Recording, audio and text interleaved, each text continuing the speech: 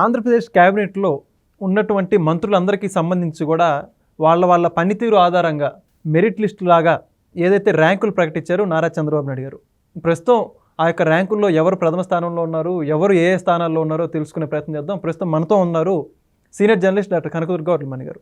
Madam నమస్కారం అండి. నమస్తే అండి. మేడం, క్యాబినెట్లో ఒక్కొక్క మంత్రి వాళ్ళ పనితీరు, వాళ్ళ ఆఫీస్లో వాళ్ళ ఈ సంబంధిత కార్యాలయాలకు సంబంధించి ఫైల్స్ ఏ విధంగా క్లియర్ చేస్తున్నారు, వాళ్ళ రెస్పాన్స్ ఏ విధంగా ఉంది, వీటన్నిటిని బేరీజ్ చేసుకుని నారా చంద్రబాబు నాయుడు గారు ఆ యొక్క ర్యాంకులు అయితే ప్రకటించినట్టుగా అర్థమవుతుంది. ఏ ర్యాంకులు ఎవరెవరు ఉన్నారు ఏమంటారు?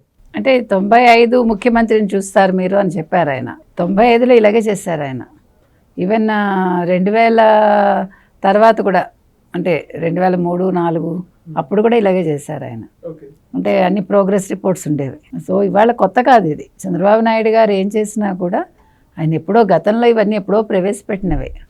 కాకపోతే ఏంటంటే ఏదైనా ఆయన పక్కాగా చేస్తారు కాబట్టి ఇవాళ ర్యాంక్స్ అనేవి ప్రకటించడం జరిగింది.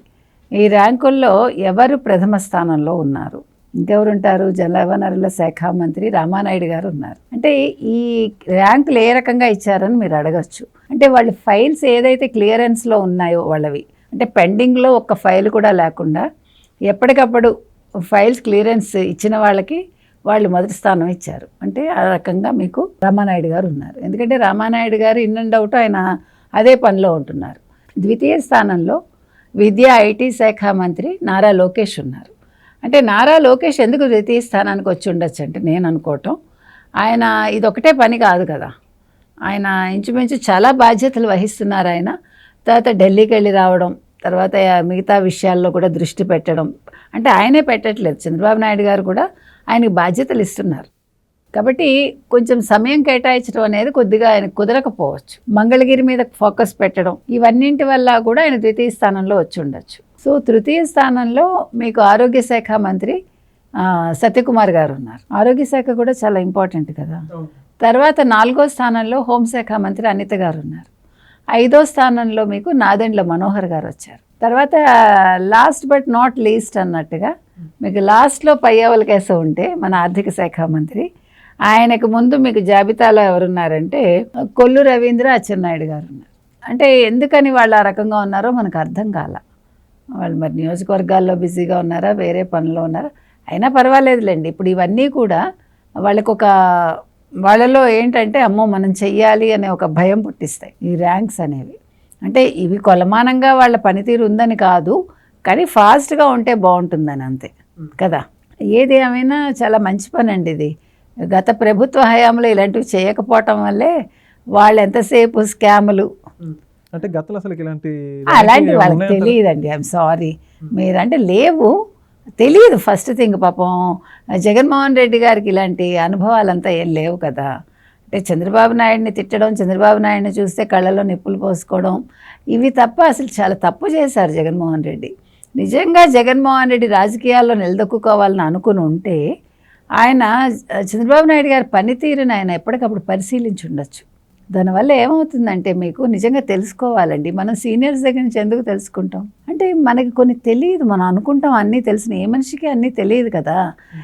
మీరు వాళ్ళు ఏ రకంగా చేస్తున్నారో చూసి వాళ్ళకంటే భిన్నంగా చేయగలనా, లేదు వాళ్ళకంటే కొంచెం ఎక్కువ చేయగలనా, నేను ప్రజల్లో ఎలా శాశ్వతంగా ఉండగలను వాళ్ళ మనసుల్లో, ఇలాంటి ఆలోచనలు వస్తాయి. కానీ మీరు ఫస్ట్ రావటమే మీరు చంద్రబాబు నాయుడిని చంపాలి, లేదా చంద్రబాబు నాయుడిని కొట్టాలి, లేదా చంద్రబాబు నాయుడిని రాజకీయాల్లో లేకుండా చేయాలి, ఈ ఎజెండాతో వచ్చారు వాళ్ళు. అది తప్పంటాను నేను. ఎందుకు? ఇప్పుడు మనం శత్రుత్వం పెంచుకోవటం వల్ల ఏం కలిసి వచ్చింది? ఆ శత్రువు ప్రజలకి మిత్రుడయ్యాడు, మీరు శత్రువు అయ్యారు ప్రజలకి. ఆ చిన్న లాజిక్ తెలియలేదు వాళ్ళకి. మీరు రాజకీయాల్లో ఫస్ట్ నేర్చుకోవాల్సింది, గత రాజకీయాలు ఇలా లేవండి. వాళ్ళ ఇష్యూ వరకు కొట్టుకునేవాళ్ళు, లేదా అసెంబ్లీలో కొట్టుకునేవాళ్ళు, బయటకు వెళ్ళి ఫ్రెండ్స్గా ఉండేవాళ్ళు. ఇవాళ పరిస్థితి ఏంటంటే ఒక వైసీపీ వాళ్ళు వెళ్ళి పొరపాటున ఒక టీడీపీ వాళ్ళతోటో జనసేన వాళ్ళతోటో మాట్లాడితే మరుక్షణం వాడి పని అయిపోతుంది. అది తప్పు కదా. ఇప్పుడు రాజకీయంగా మీరు విభేదించవచ్చు నాతోటి, అంతవరకే. బట్ బయట మనం ఫ్రెండ్స్గా ఉంటాంగా, ఫ్రెండ్షిప్ ఎక్కడ పోతుంది?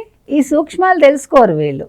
అంటే ఒక కక్షపూరితంగా రాజకీయాలు చేయటం, ఆ కక్షను అట్లా కంటిన్యూ చేయటం, మనసుల్లో విభేదాలు సృష్టించటం, అసలు పని తెలియకపోవటం, ఎంతసేపు ఎలా స్కామ్ చేయాలి, ఎక్కడ ఏది దోచుకోవాలి, ఎవరిని ఇందులో ఇరికించాలి, నాకు నెల నెల ఎలా ముడుపులు వస్తాయి, ఇవి తప్ప జగన్మోహన్ రెడ్డికి ఏదో సంక్షేమాలు అంటాడు, ఓకే ప్రజలకు కష్టపడేసామా, వాళ్ళు నోరు మూసుకుని ఉంటారు, బటన్లు నొక్కేస్తారు మనం చెప్పినప్పుడు 2 బటన్స్. భ్రమల్లో బతికాడు ఆయన. ప్రజలు ఎంత తెలివైన వాళ్ళు, ప్రజలకి మీరు అప్పనంగా పడేసే సొమ్ము కోసం వాళ్ళు ఆశించరు. వాళ్ళకి ఏంటంటే అభివృద్ధి కావాలి, వాళ్ళ పిల్లలు ఉన్నత స్థితికి రావాలి, చదువుకోవాలి, ఉద్యోగాలు తెచ్చుకోవాలి, వాళ్ళ ఆర్థిక స్థితి మెరుగుపడాలి.